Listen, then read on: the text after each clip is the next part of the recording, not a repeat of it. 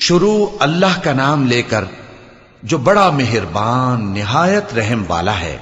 جو چیز آسمانوں میں ہے اور جو چیز زمین میں ہے سب اللہ کی تسبیح کرتی ہے، اسی کی سچی بادشاہی ہے اور اسی کی تعریف ہے، اور وہ ہر چیز پر قادر ہے۔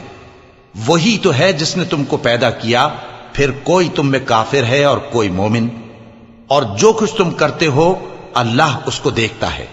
اسی نے آسمانوں اور زمین کو حکمت سے پیدا کیا، اور اسی نے تمہاری صورتیں بنائیں اور صورتیں بھی اچھی بنائیں، اور اسی کی طرف تمہیں لوٹ کر جانا ہے۔ جو کچھ آسمانوں اور زمین میں ہے وہ سب جانتا ہے، اور جو کچھ تم چھپا کر کرتے ہو اور جو کھلم کھلا کرتے ہو اس سے بھی آگاہ ہے، اور اللہ دلوں کے بھیدوں تک سے واقف ہے۔ کیا تم کو ان لوگوں کے حال کی خبر نہیں پہنچی جو پہلے کافر ہوئے تھے؟ تو انہوں نے اپنی کرتوت کی سزا کا مزہ چکھ لیا، اور ابھی دکھ دینے والا عذاب اور ہونا ہے۔ یہ اس لیے کہ ان کے پاس پیغمبر کھلی نشانیاں لے کر آتے تو وہ کہتے کہ کیا ایک آدمی ہمیں ہدایت کرے گا؟ تو انہوں نے ان کو نہ مانا اور منہ پھیر لیا، اور اللہ بھی بے نیاز ہو گیا، اور اللہ بے نیاز ہے، لائق حمد و ثنا ہے۔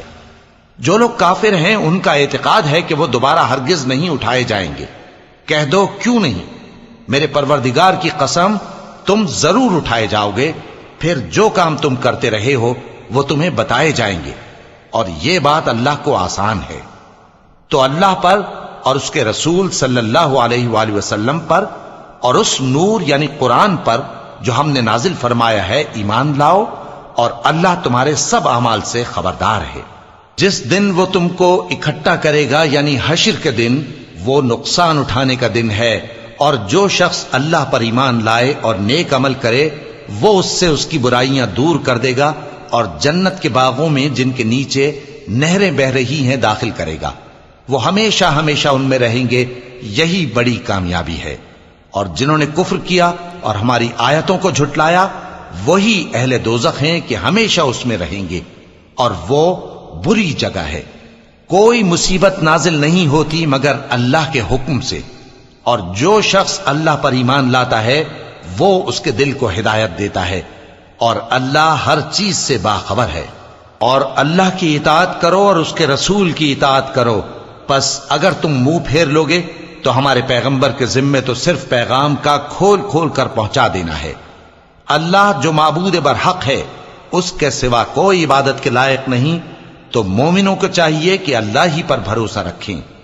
مومنوں، تمہاری بیویوں اور اولاد میں سے بعض تمہارے دشمن بھی ہیں، سو ان سے بچتے رہو، اور اگر معاف کر دو اور درگزر کرو اور بخش دو تو اللہ بھی بخشنے والا ہے، مہربان ہے۔ تمہارا مال اور تمہاری اولاد تو آزمائش ہے، اور اللہ کے ہاں بڑا اجر ہے، سو جہاں تک ہو سکے اللہ سے ڈرو اور اس کے احکام کو سنو، اور اس کے فرمانبردار رہو، اور اس کی راہ میں خرچ کرو، یہ تمہارے حق میں بہتر ہے۔ اور جو شخص طبیعت کے بخل سے بچایا گیا تو ایسے ہی لوگ راہ پانے والے ہیں۔ اگر تم اللہ کو نیک نیتی سے قرض دو گے تو وہ تم کو اس کا کئی گنا دے گا، اور تمہارے گناہ بھی معاف کر دے گا، اور اللہ قدر شناس ہے، بردبار ہے، پوشیدہ اور ظاہر کا جاننے والا ہے، غالب ہے، حکمت والا ہے۔